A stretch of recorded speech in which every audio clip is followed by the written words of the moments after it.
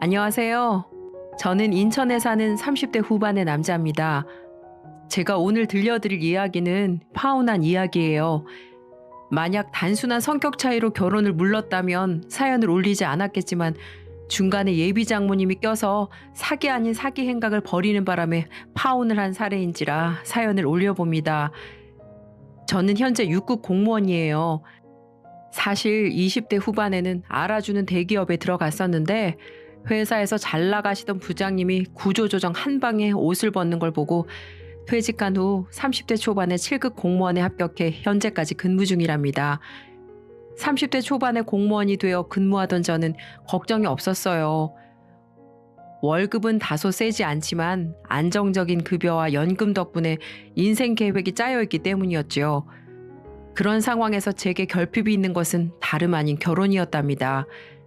다행히도 부모님께서 낳아주신 외모가 나쁘지도 않았고 직업 역시 남부럽지 않은지라 소개팅이 많이 들어왔어요. 하지만 마음에 드는 사람이 없더라고요. 외모나 조건이 별로였냐고요? 그런 건 아니었어요. 주선자분들이 저를 좋게 봐주셨는지 과분할 정도로 괜찮은 분들이 소개팅 자리에 나와주셨거든요. 하지만 대부분의 여성들이 30대라서 그런지 연애보다는 결혼이 급한 듯 해 보였어요. 사실 저 역시 결혼이 급하긴 했지만 결혼만을 위해서 사람을 만나는 건 아니었거든요. 그래서 아무리 좋은 사람을 만나더라도 결혼에만 목을 매는 모습에 실망해 번번이 퇴짜를 놓고 말았답니다. 그분들이 나쁘다고는 절대 생각하지 않아요. 몇 년밖에 없는 결혼 정년기를 잡고 싶은 마음 100번 이해하니까요. 아무튼 그렇게 솔로 생활을 보내고 있는데 친구 녀석에게서 연락이 오더군요. 뭔가 싶어서 전화를 받아보니 부친상을 당했다고 했어요. 마음이 무거워진 저는 퇴근하자마자 검은 양복으로 갈아입고 장례식장으로 향했답니다. 친한 친구인지라 밤 늦게까지 일손을 도우며 장례식장을 지켰답니다. 그렇게 상을 잘 치른 후 일상으로 돌아왔어요. 그런데 친구가 고맙다는 말과 함께 생각지도 못한 말을 전하더군요. 상윤아, 갑자기 이런 말 하는 게 좀 이상할지 모르겠는데 내가 아는 여동생이 있거든? 너도 봤을지 모르겠다. 근데 걔가 널 마음에 들어 하더라고. 자리가 자리인지라 이제야 말한다. 어떻게 한번 만나볼래? 친구는 상갓집에서 절 눈여겨봤던 여자가 있었다며 한번 만나볼 생각이 있냐고 묻더군요. 조금 당황스러웠어요. 막말로 결혼식 뒤풀이도 아니고 상갓집에서 마음에 들어 한다는 게 좀 찝찝했거든요. 그래서 저는 거절을 했어요. 하지만 친구는 괜찮은 사람이라며 한 번만 만나보라고 하더군요. 상윤아, 내가 진짜 나쁜 사람이면 이렇게 권하지도 않아. 근데 너랑 정말 잘 어울릴 것 같아서 그래. 그러니까 한 번만 만나보고 판단해. 그냥 하루 바람 쐬고 온다고 생각하면 되잖아. 친구는 자꾸만 저를 설득했고 저는 마지못해 알겠다고 말했습니다. 자꾸 제안을 하는데 거절하는 것도 미안한 일이었으니까요. 그렇게 저는 친구에게 연락처를 받았어요. 프로필 사진도 봤는데 미인이라고 하긴 어렵지만 나름 귀염상이긴 하더군요. 아무튼 그렇게 연락을 해서 약속을 잡고 카페에서 만났답니다. 그런데 그때 그러니까 소아 씨를 처음 보자마자 웃음이 터질 것만 같은 걸 참아야만 했어요. 사진에 엄청난 사기를 쳐놨거든요. 와, 제가 여자들 사진빨 많이 듣고 실제로 당하기도 해봤지만 정말 이 정도까지 사기치는 사람은 처음 봤네요. 마음 같아선 당장 돌아가고 싶었어요. 제가 그렇게 외모를 보는 편도 아니지만 이 정도까지는 아니라고 생각했거든요. 하지만 주선해준 친구를 생각해서라도 저는 일단 커피를 마셨습니다. 소아 씨는 제 얼굴을 제대로 보지도 못하시더군요. 아무튼 저희는 겉핥기식의 대화를 나눈 뒤 커피만 마시고 헤어졌고요. 그렇게 인연을 끝내려고 했죠. 하지만 며칠 뒤에 소아 씨에게서 또다시 연락이 오는 거예요. 저는 그 정도 티냈으면 됐지 눈치도 참 없네라는 생각을 품으며 좋게 거절했어요. 하지만 소아 씨는 포기하지 않더군요. 상갓집에서 저를 이성으로 볼 때부터 신기하긴 했는데 정말 그 정도로 강렬하게 저를 원하는 건지 매일같이 진지한 문자를 보내거나 제가 근무하는 구청 앞에 와서 만나자고 하더라고요. 제가 일하는 직장 앞에 찾아왔을 땐 정말 어처구니가 없어서 가까운 카페에 데려간 뒤 진지하게 말했답니다. 소아 씨, 미안하지만 잘 못 알아들으시는 것 같아서 솔직하게 말할게요. 저 소아 씨 마음에 들지 않아요. 솔직히 말하면 외모도 직업도 별로 마음에 들지 않습니다. 절 외모 지상주의에 찌든 놈이라고 생각하셔도 좋고 속물이라고 생각하셔도 좋아요. 그러니까 더 이상은 찾아오지 말아주세요. 정중하게 부탁드릴게요. 저는 그렇게 말한 뒤 카페를 나왔어요. 그 다음날 출근을 했더니 직장 동료들 사이에 소문이 다 퍼졌더군요. 직장 앞에 여자를 기다리게 하는 능력남이니 뭐니 하면서요. 그래서 저는 이미 끝난 사이라며 못을 박았습니다. 그렇게 소아 씨를 잊고 살았는데 3개월쯤 지나자 잘 지내시냐며 안부 연락을 해오더군요. 그때쯤엔 워낙 오랜만이라 반가울 지경이더라고요. 참 이 여자의 정성이 대단하다 싶기도 하고요. 그래서 저는 소아 씨와 두 번째 만남을 가졌어요. 물론 그녀에 대해 호감을 가진 건 전혀 아니었고요. 저 역시 약속이 없어서 바람이나 쐬자 하는 생각으로 나간 거였죠. 소아 씨는 제게 잘 보이고 싶었는지 세미 정장을 말끔하게 차려입고 나왔더군요. 파스타집이나 레스토랑에 가야 할 듯한 차림이었고요. 하지만 곱창이 당겼던 저는 소아 씨를 데리고 곱창집에 데려갔답니다. 그리고 시커먼 아저씨들 사이에서 곱창을 먹었어요. 그렇게 하면 제게 정내미가 뚝 떨어져 귀가할 줄 알았더니 곱창을 열심히 먹더라고요. 심지어 제가 비우는 소주잔을 열심히 채우기도 했고요. 그런 모습을 보니까 이상하게 또 예뻐 보이더군요. 도도에 빠진 여자들이 아니라 이렇게 나를 생각해주는 사람이라면 만나봐도 괜찮지 않겠나 이런 생각마저 들더라고요. 그렇게 몇 번의 만남을 가진 저는 소아 씨와 사귀게 되었답니다. 물론 마음을 완전히 준 건 아니었어요. 가볍게 사귀어 보면서 알아가 볼 생각이었지요. 하지만 막상 사귀다 보니 그녀에게 완전히 스며들었고 정신을 차려보니까 결혼 약속을 하고 있더군요. 물론 소아 씨가 무슨 환수를 쓴 건 아니었어요. 그녀가 제게 헌신과 배려를 보여줬기 때문에 내린 결정이었죠. 결혼을 결심한 저희는 가장 급한 문제인 경제적인 것에 대해 대화를 했어요. 저는 공무원이라 월급이 빤하지만 소아 씨는 부모님의 이불 장사를 돕는지라 수입이 좀 불규칙적이었어요. 이불 가게 매상에 따라 다달이 급여가 다르다고 했거든요. 그나마 다행인 건 알뜰한 소아 씨가 무려 6천만 원을 모았다는 점이었어요. 30대 초반 여자가 6천만 원을 모았다는 건 정말 남들 다 하는 걸 포기했다는 얘기였죠. 저 역시 대기업 시절의 월급과 공무원이 된 후의 월급을 합쳐 6천 정도는 모았기에 둘의 저축액을 합쳐 대출 좀 받으면 나쁘지 않은 빌라에 들어가서 신혼살림을 차릴 수 있을 거라 생각했습니다. 그렇게 계획을 짜던 어느 날 예비 장모님께서 제게 전화를 걸어오시더니 제게 따로 만나자고 하는 거예요. 아직 인사를 드린 적이 없어서 나중에 소아 씨와 함께 정식으로 찾아가겠다고 말씀드렸지만 꼭 지금 따로 만나야겠다며 약속을 잡으시더군요. 조금 의아했어요. 처가에 인사드리는 거야 당연한 수순인 거고 시간이 지나면 자연스럽게 하게 될 일을 저렇게 억지로 당기려고 하고 계셨으니까요. 하지만 어쩌겠어요. 예비 장모님이 바쁘면 구청 앞까지 찾아오시겠다고 하시는데요. 그래서 저는 주말을 이용해 예비 장모님을 만났습니다. 소아 씨에게는 말하지 말라고 해서 저만 조용히 나갔지요. 약속 장소에서 뵌 예비 장모님의 모습은 정말 화려하더군요. 제가 알기로 소아 씨네 집안은 그리 넉넉하지 않은 걸로 알고 있었는데 예비 장모님의 차림은 재벌가가 아닐까 싶을 만큼 화려하더라고요. 머리부터 발끝까지 명품으로 도배가 되어 있었거든요. 제가 그런 쪽에 문외한이라 잘 모름에도 불구하고 알만한 브랜드들이었으니 말 다 했죠. 아무튼 저는 예비 장모님께 잘 보이겠다는 마음으로 깍듯하게 대했답니다. 여기에서 나쁜 모습을 보였다간 결혼이 진행되지 않을 수도 있기 때문이었죠. 그래서 저는 최대한 착하고 건실한 청년인 것처럼 행동했어요. 하지만 예비 장모님은 제 인성에는 별 관심이 없는 듯 하더군요. 김서방은 공무원이라고 들었어요. 저도 대충 알지만 공무원 월급이 뻔하잖아요. 앞으로 연차가 쌓이면서 급여가 오르겠지만 한계가 뻔한 거고 내 딸이랑은 어디에서부터 시작할 거예요? 아무리 세상이 변했다지만 남자 쪽에서 집 정도는 준비하는 게 예의인 거 알고 있죠? 예비 장모님은 제 월급과 연차 그리고 모은 돈, 집안의 재산과 심지어 집을 해올 건지에 대해서 물으시더군요. 솔직히 찝찝하긴 했지만 대답은 다 해드렸답니다. 그래도 장모님이 되실 분인데 심기를 거스를 순 없으니까요. 그렇게 숨막히는 대면이 끝이 났네요. 조금 불편하긴 했지만 어느 정도 견딜만은 했어요. 소아 씨에게도 말한 정보들이라 말하지 않을 이유도 없었고요. 그리고 다음 주 주말 예비 장모님이 저를 또다시 호출하셨어요. 이번에는 주소를 불러주시고 그곳으로 오라고 하시더군요. 그곳은 도심에서 살짝 벗어난 곳이었어요. 좀 수상쩍었지만 예비 장모님의 명인이 일단 향했습니다. 그곳에 도착해서 예비 장모님을 따라가니까 컨테이너 박스가 여러 개 있더군요.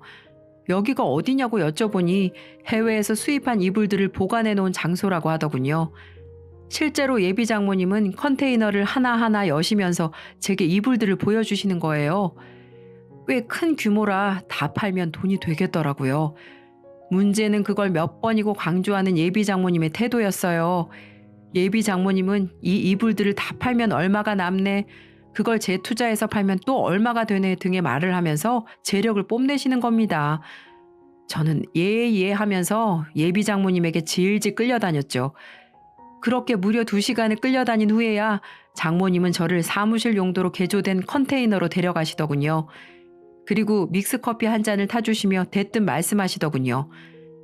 김서방, 저번에 말했던 신혼집은 어떻게 할 생각인가? 뜬금없이 신혼집이라니?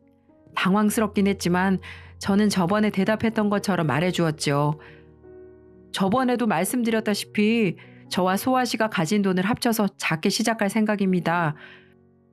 아니, 내가 저번에 신혼집은 남자 쪽에서 하는 게 예의라고 했는데 못 알아들은 건가? 아니면 잊어버린 건가? 어머님, 저는 어릴 적부터 자수성가를 하는 게 꿈이었어요. 그래서 양가의 도움은 받고 싶지 않습니다. 저희 부모님께서 도와주시겠다고 하셨지만 괜찮다고 말씀드린 것도 그런 이유고요. 저는 운 좋게도 유복한 집안에서 자랐어요. 아버지께서 평생 약사로 근무하셨거든요. 하지만 아버지께 기대고 싶지 않았어요. 이렇게 한번 기댔다간 자립심을 잃을 것 같았거든요. 그래서 신혼집을 얻을 때 도와주시겠다는 부모님의 제안도 거절했고요. 하지만 예비 장모님은 그게 탐탁지 않으신 모양이더군요. 그럼 우리 집에서 도와줘도 안 받을 생각인가? 아유, 어머님, 저흰 정말 괜찮습니다. 작게 시작하는 것도 나름의 재미가 있으니까 저희가 힘을 합쳐서 차근차근 늘려갈게요. 자네나 자네 부모님 생각에 그럴지 몰라도 딸 가진 부모 마음은 그게 아니야. 그러니까 내가 도와주겠네. 자네 부모님 생각을 존중한다면 내 생각도 존중해주게. 예비 장모님은 괜찮다는 제 말을 칼같이 자르며 신혼집을 구하는 데 보탬이 되겠다는 말씀을 하시더군요. 솔직히 부담스러웠답니다. 금전적으로 보탬이 되신다면야 감사한 일이지만 괜히 한쪽의 지원을 받는다면 훗날 관계에 있어서 문제가 될 수 있다고 판단했거든요. 아무튼 그렇게 그날은 어떻게 마무리가 되었어요. 그렇게 몇 달 후 저희는 상견례를 하게 되었어요. 화기애애한 분위기가 계속되던 중에 예비 장모님은 신혼집에 대한 얘기를 꺼내시더군요. 솔직히 그땐 좀 짜증이 나더라고요. 그놈의 신혼집 적당히 좀 하지 싶더라고요. 아무튼 예비 장모님은 본인 쪽에서 신혼집을 구해주겠다고 하시더군요. 이야기를 묵묵히 듣고 있던 저희 부모님께서는 도움을 받고만 있을 수 없겠다며 1억 원을 지원해 주시겠다고 하셨고요. 기존에 얘기되지 않은 사안이라 조금 놀랐습니다. 하지만 아버지께서는 도움을 받기만 하는 게 미안했는지 금전적인 지원을 하기로 결정하신 모양이었어요. 아무튼 그렇게 저희 집에서 1억, 처가에서 2억, 그리고 저희가 모은 돈을 모아 아파트를 매매하기로 했죠. 김서방, 내가 아파트를 구하러 다녀야 하니까 지금 불러주는 계좌로 전에 얘기했던 돈 붙이게. 예비 장모님은 신혼집을 구해야 하니 저희 부모님께서 지원해 주신다는 1억 원과 제가 모은 6천만 원을 송금하라고 하셨어요. 거액을 송금하는 게 어쩐지 좀 찜찜했지만 장모님이 될 사람인데 무슨 일이 있기야 하겠냐는 생각으로 돈을 송금했죠. 소아 씨가 모은 돈까지 총 2억 2천만 원이 예비 장모님의 손에 들어간 거였어요. 하지만 문제는 시간이 아무리 지나도 예비 장모님께 집을 구했다는 연락이 오지 않았다는 점이었어요. 심지어 결혼식을 한 달 앞뒀는데도 말이죠. 식을 올리고 신혼여행 갔다 와서 당장 들어갈 집이 필요한데 깜깜무소식이니 답답해지더군요. 그래서 참다 못해 예비 장모님께 연락을 드렸습니다. 하지만 예비 장모님께서는 집을 고르는 중이라 오래 걸린다며 금방 끝나니까 조금만 기다리라는 말씀만 하시더군요. 그렇게 저는 일주일을 기다렸네요. 하지만 여전히 아무런 연락이 없더군요. 그래서 한 번 더 연락을 드렸더니 김서방, 내가 구하고 있다고 했잖아. 자네 왜 이렇게 재촉을 하나? 내가 그 돈을 어떻게 하기라도 한다는 거야, 뭐야? 하면서 오히려 썽을 내시더군요. 그래서 저는 알겠다고 말씀드리며 최대한 인내했답니다. 그런데 결혼식이 2주가 남아도 연락이 없는 거예요. 그때가 되니 저희 부모님마저도 어떻게 된 일이냐며 뭐라고 하시더군요. 중간에 낀 저는 소아 씨에게 물었답니다. 아니, 어머니께서 구하신다는 집은 대체 언제 구해진다는 거야? 당장 다다음 주가 결혼식인데 왜 아무 말씀이 없으시냐고. 나도 모르겠어, 오빠. 나도 매일 묻고 있긴 한데 구하는 중이라는 말씀만 하셔. 그래도 조금만 더 기다려보자. 엄마가 그 돈을 뭐 어떻게 하기라도 하겠어? 아, 됐고. 그냥 우리가 구하든지 아니면 우리 부모님이 구하게 하시든지 해야겠다. 답답해진 저는 예비 장모님께 연락을 했습니다. 그런데 이젠 연락도 잘 되지 않더군요. 그렇게 한 10번을 연달아 전화하니까 간신히 전화가 연결되더군요. 어머님, 왜 이렇게 전화가 안 되세요? 집은 대체 어떻게 된 겁니까? 구하긴 구하셨어요? 아니, 구하러 다니는 중이긴 하신 겁니까? 저는 예비 장모님을 다그치듯 말했어요. 그만큼 마음이 급했던 거죠. 하지만 저와 달리 예비 장모님은 느긋하시더군요. 미안해 김서방. 내가 열심히 구하고 있긴 한데 좋은 데를 구하려다 보니까 돈이 조금 부족해서 조금 늦었네. 이제 몇 천만 구하면 되니까 조금만 기다려. 정말 어이가 없더군요. 뭐 얼마나 대단한 아파트를 구한다고 그렇게 오래 걸리나 싶고요. 아무튼 저는 돈이 얼마나 부족한 거냐고 물었어요. 예비 장모님은 딱 3천만 더 있으면 된다고 하더라고요. 그래서 전 일단 계약금과 중도금만 넣으라고 했어요. 일단 눈에 보이는 뭔가가 필요했기 때문이었죠. 하지만 예비 장모님은 지인에게 구하는 아파트라 전액이 있어야 가능하다며 거절하시더군요. 답답했던 저는 부모님께 양해를 구하고 3천만 원을 빌려 예비 장모님께 또 송금했습니다. 이놈의 지긋지긋한 집 문제를 빨리 끝내버리고 싶었거든요. 하지만 그렇게 며칠이 지나도 계약을 했다는 말씀이 없으시더군요. 또 답답했던 저는 예비 장모님 댁으로 쳐들어갔어요. 장모님, 계약 안 하셨죠? 대체 뭐 하시는 겁니까? 네? 김서방, 왜 또 여기까지 찾아와서 그러나? 내가 뭐 집을 안 구하고 싶어서 안 구해? 일 처리를 하다 보면 늦어질 때도 있는 거지. 늦어지는 것도 정도가 있지. 이게 대체 뭐 하시는 겁니까? 됐으니까 저희 돈 돌려주세요. 단칸방에 들어가든 고시원에 들어가든 저희가 알아서 할 테니까 돈 돌려주시라고요. 저는 예비 장모님이고 뭐고 소리를 질렀답니다. 인내심의 한계에 다다른 거죠. 그런데 또 웃긴 게 장모님께서 돈이 없으시다고 하는 거예요. 이건 또 뭔 신선한 개소리인가 싶어서 여쭤보니 내년에 팔 이불을 수입하느라 돈을 사용했다고 하시더라고요. 정말 정신이 아찔하더군요. 그래서 저는 일단 엊그제 드린 3천만 원만 달라고 했어요. 그건 부모님께 임시로 빌린 돈이니까요. 하지만 그것도 못 주겠다고 하더군요. 얼굴이 벌개진 제게 예비 장모님은 변명이랍시고 이런저런 이야기들을 떠들으셨어요. 김서방, 자네가 이불 장사에 대해 잘 몰라서 하는 모양인데 이것도 유행이라는 게 있어서 매물을 미리미리 사둬야 돼. 안 그러면 적자가 난다니까. 나중에 더 큰 돈 벌려고 하는 거니까 너무 상심하지 말게.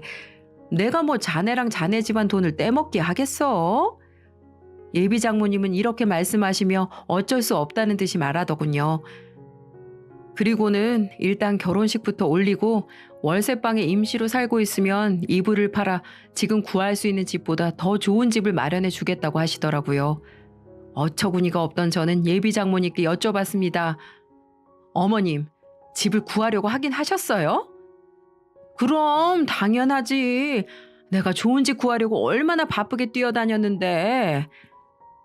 그럼 부동산이랑 통화한 내역이랑 문자 내역 좀 보여주세요. 어머님께서 정말 노력을 하시긴 하셨는지 궁금해서 그럽니다. 저는 예비 장모님이 정말 아파트를 구하려고 하긴 했나 싶어서 통화와 문자 내역을 보여달라고 했죠. 하지만 예비 장모님은 다 지워서 없다고 하더군요. 저는 그게 말이 되냐고 따지며 예비 장모님의 핸드폰을 빼앗듯이 집어들었네요. 그리고 통화와 문자 내역을 점검했어요. 하지만 제 예상처럼 부동산과 대화한 내용은 어디에도 없더군요. 이게 지운 겁니까? 지울 거면 싹 다 지우든지 부동산이랑 대화한 내용만 지울 이유가 뭡니까? 네? 말씀해 보세요. 입이 있으면 뭐라고 말이라도 해보시라고요. 제 말에 예비 장모님은 입술만 달싹이시더군요. 저는 그제야 깨달았습니다. 예비 장모님은 처음부터 아파트를 알아볼 생각도 없었다는 걸요. 속았다는 생각을 하니 분노가 치밀더군요. 저는 물론 저희 부모님까지 속았다는 생각에 우라통이 치밀었고요. 됐고요. 파혼합시다. 일단 사기꾼 집안하고는 결혼 안 하니까 파혼하자고요. 저는 파혼 선언을 하고 처가에서 나왔습니다. 예비 장모님은 뻥찐 상태였고 소아 씨는 저를 따라 나오며 엄마한테 사정이 있어서 그래. 내가 다 설명할게. 라고 하더군요. 그래서 화가 났던 저는 너도 알고 있었지? 전부 알고 있었잖아, 이 사기꾼아. 똑같은 것들끼리 핥아주고 아주 난리 났다 난리 났어. 그냥 사라져. 썩 꺼지라고. 라고 말하고는 처가에서 벗어났어요.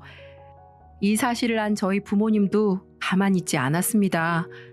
평소 인자하시고 어디서 큰소리 한번 내본 적 없던 저희 부모님들이었는데 제가 울먹이면서 파혼을 선언했다고 말하며 그간에 있었던 일을 상세하게 말씀드리니까 감히 우리 아들 가지고 장난친 거냐며 이런 사기꾼 같은 집안은 가만두면 안 된다고 말씀하시면서 곧장 전쟁통에 나간 듯한 비장한 마음을 갖고 장모가 있는 이불가게에 쳐들어가셨답니다. 아줌마가 내가 준 돈 1억, 우리 아들이 준 돈 6천만 원, 그것도 모자라 나중에 한 번 더 준 3천만 원, 이 돈 가지고 장난쳤다는 게 사실이야? 어디서 사기칠 게 없어서 아줌마 딸 결혼 자금 가지고 사기를 쳐. 그러고도 당신이 사람이야? 아직 세상이 얼마나 무서운 줄 지금껏 모르고 살았던 것 같은데 내가 오늘 그 무서운 거 알려줄게. 하시면서 아버지는 장모님의 뺨을 후려치셨답니다. 그러니까 장모님은 뭐? 아줌마요?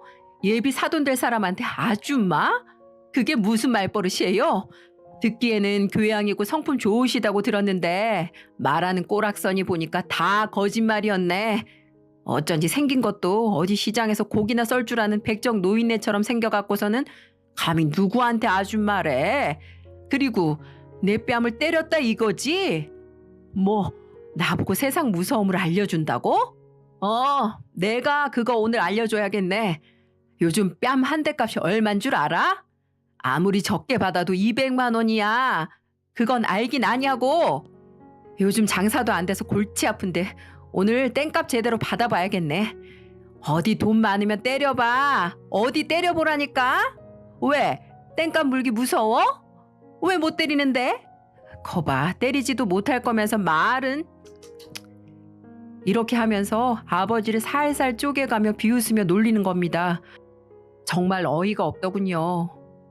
너무 화가 난 나머지 땡값을 수백 수천을 물든 제가 아버지를 도와 그 장모라는 사람을 한 대 쥐어 받으려고 했어요. 그렇게 제가 나서서 손을 들려고 할 찰나에 제 몸을 막아서며 저 대신 싸대기를 날리는 사람이 있었으니 그 사람은 바로 제 어머니였습니다. 너무 깜짝 놀라 멍하니 어머니를 바라봤어요.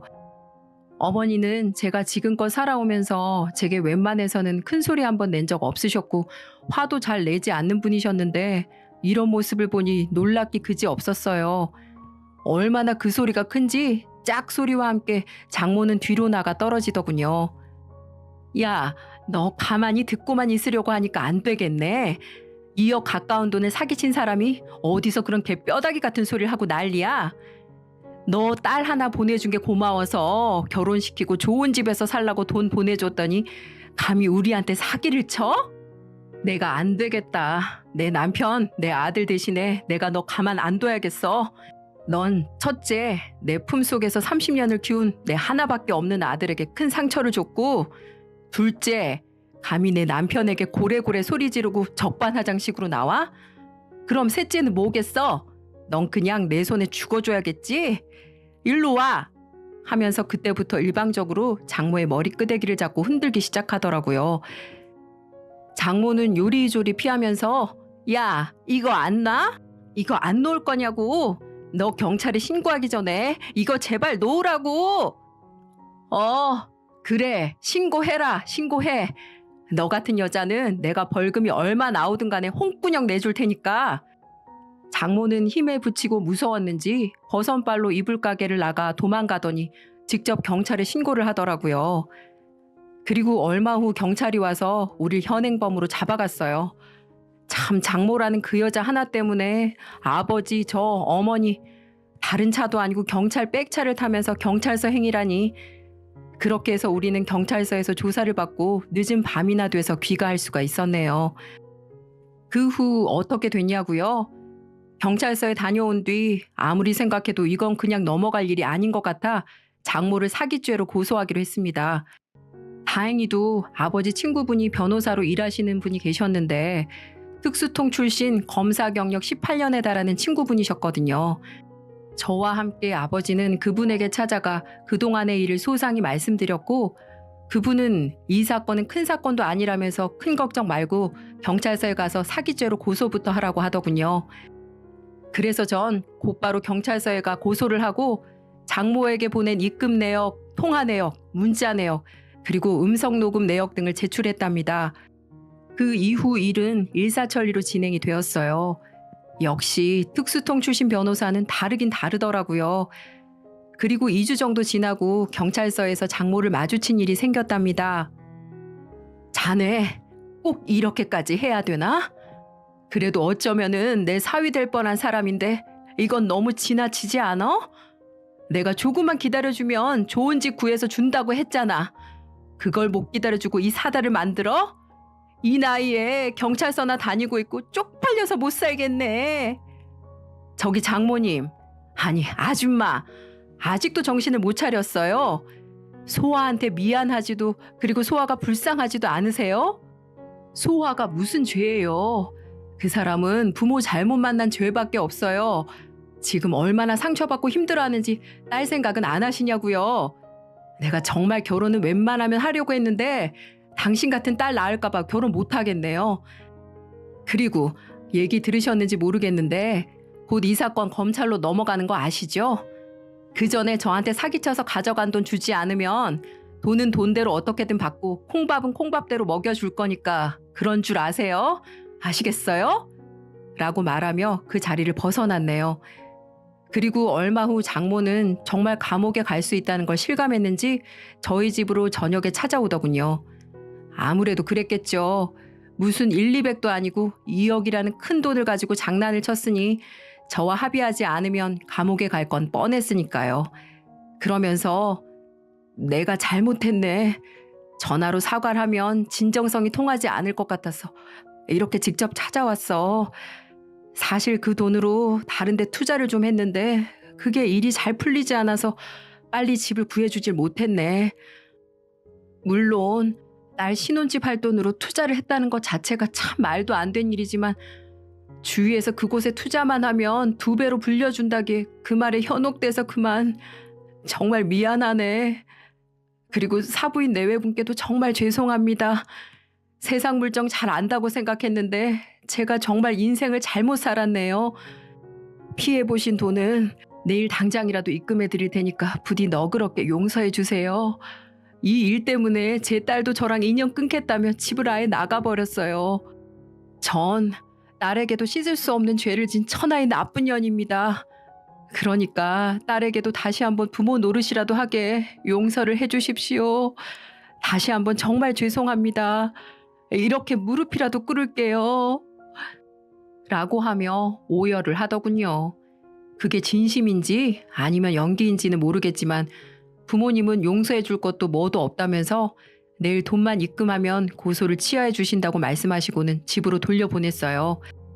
그렇게 다시는 겪고 싶지 않았던 결혼 준비는 막을 내렸답니다. 장모는 정말 다음날 돈 2억을 어떻게 마련했는지는 모르겠지만 보내주셨고 약속대로 저희는 고소를 취하해 주었고요. 그리고 이 일로 가장 상처받았을 법한 소환은 내게 미안하다는 장문의 문자를 남기고 좋은 여자 만나서 잘 살라고 하더군요. 그 문자를 받고 너무 가슴이 아팠답니다.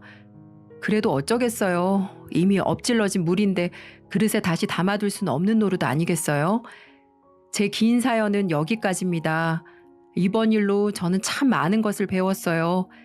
가장 큰 가르침은 연애와 결혼이 다르다는 것이고 아무리 처가가 될 사람들이라고 해도 금전적으로는 믿어선 안 되겠다는 생각도 들었죠.